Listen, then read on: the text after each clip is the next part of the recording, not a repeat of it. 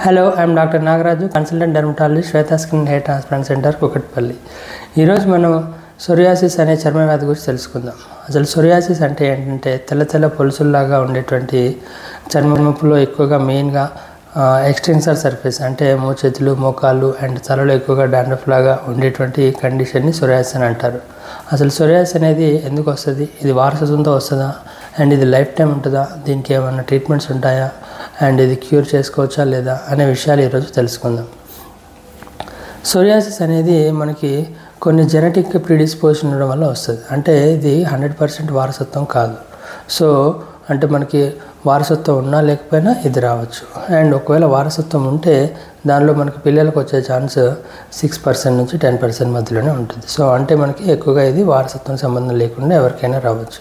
కానీ ఈ జీన్స్ వచ్చినంత మాత్రాన అవి ట్రిగ్గర్ అయ్యేసి సోరియాటిక్ సిమ్టమ్స్ వస్తాయా లేదా అనేది డిఫరెంట్. ఎందుకంటే జీన్స్ ఉన్నంత మాత్రం అందరికీ సోరియాసిస్ రావాల్సిన అవసరం లేదు. అందులో ఎక్కువగా stressful conditions, weather changes, smoking, alcohol, weight gain, దాని తర్వాత అన్కంట్రోల్ డయాబెటీస్ అండ్ దాంతోపాటుగా sore throat, fever, surgeries, accidents ఇట్లాంటి పలు రకాలైనటువంటి మానసిక అండ్ శారీరక స్ట్రెస్ సంబంధించినటువంటి విషయాలు మన సోరియాసిస్ జీన్స్ని యాక్టివేట్ చేసేసి అవి ఇంకా ఎక్కువగా చేస్తాయి. దాంతోపాటుగా ఒక్కసారి సోరియాసిస్ వచ్చాక మళ్ళీ ఇంకా దానివల్ల వచ్చినటువంటి గాబరా అండ్ భయానకంతో మళ్ళీ ఇంకా అది ఎక్కువయ్యే ఛాన్స్ ఉంటుంది. కాబట్టి సోరియాసిస్ వల్ల బాడీకి అంత ఎక్కువగా నష్టం లేకపోయినా ఎక్కువగా ఆలోచనలు పెట్టుకోవడం వల్ల కూడా మనకు ఎక్కువ అవచ్చు. అండ్ ఇంకొకటి ఏంటంటే సోరియాసిస్ అనేది ఎక్కువగా మెయిన్గా మోచేతులు, మోకాళ్ళు అండ్ తలపైన ఉంటుంది. కాబట్టి బాడీలో ఎక్కడ రావద్దని అనుకోకూడదు, మిగిలిన ఏరియాలు కూడా రావచ్చు. కానీ కామన్గా వచ్చే ఏరియాస్ స్కాల్ప్ పైన చాలా రోజుల నుంచి డాండ్రఫ్ లాగా ఉండేసి అస్సలు కంట్రోల్ లేదు అనుకుంటే అది సోరియాసిస్ కూడా ఉండొచ్చు. సో మీరు ఒకసారి డాక్టర్ గారిని కన్సల్ట్ చేసి అది సోరియాసిస్ కాదా అని చూసుకోవాలి.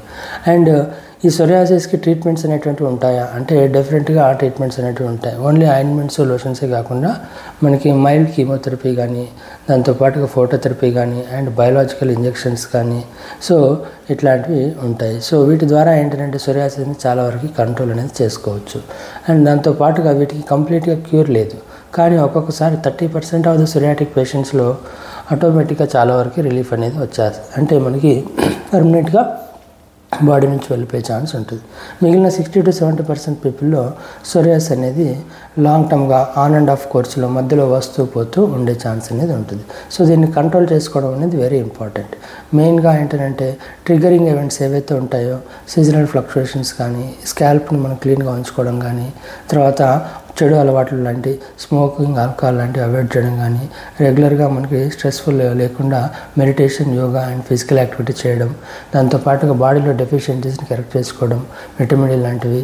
సో ఇవన్నీ చేసుకోవడం వల్ల సోరియాసిస్ అనేది దాని యొక్క యాక్టివిటీ కూడా చాలా వరకు మినిమైజ్ అనేది అవుతుంది. అండ్ ఈ సోరియాసిస్ అనేది లాంగ్ టర్మ్గా ఒక 10 ఏళ్ళు 20 ఏళ్ళు కంటిన్యూస్గా ఉండడం వల్ల వచ్చే నష్టాలు కూడా కొన్ని ఉంటాయి. మెయిన్గా అది కీళ్ళవాతానికి దారితీయచ్చు. సో సోరియాటిక్ ఆర్థరైటిస్ ద్వారా రావచ్చు. అండ్ సోరియాసిస్లో నెయిల్ చేంజెస్ ఎక్కువగా వచ్చడం కానీ అది కీళ్ళవాతానికి వచ్చే ఛాన్స్ ఉంటుంది.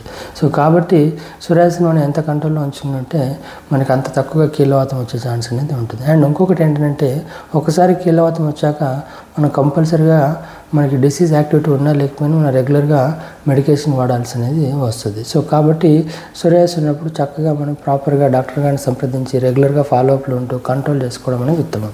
మన సెల్ఫ్ మెడికేషన్ చేసుకుంటూ అలాగే కొన్ని సంవత్సరాల పాటు అలాగే మెయింటైన్ చేస్తే ఒక్కొక్కసారి ఏమవుతుందంటే మనం తీసుకునే మెడిసిన్స్ వల్ల మనం అన్చెక్డ్గా అలాగే ఇంటేక్ చేస్తున్నప్పుడు దానివల్ల బాడీలో లివర్, కిడ్నీలు కూడా ఖరాబ్ అయ్యే ఛాన్స్ ఉంటుంది. సో అట్లీస్ట్ మంత్లీ కానీ, 3 మంత్లీ కానీ, 6 మంత్లీ కానీ ఒకసారి విజిట్ చేసుకునేసి మనం ప్రాపర్ ట్రాక్లో వెళ్తున్నామా లేదా, దానివల్ల సైడ్ ఎఫెక్ట్స్ వస్తున్నాయా లేదా, సోరియాసిస్ డిసీజ్ యాక్టివిటీ పెరుగుతుందా లేదా అనేది మనం తీసుకోవడం అనేది ఇంపార్టెంట్.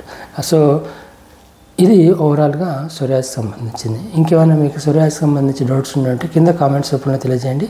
Your doctor Nagaraju.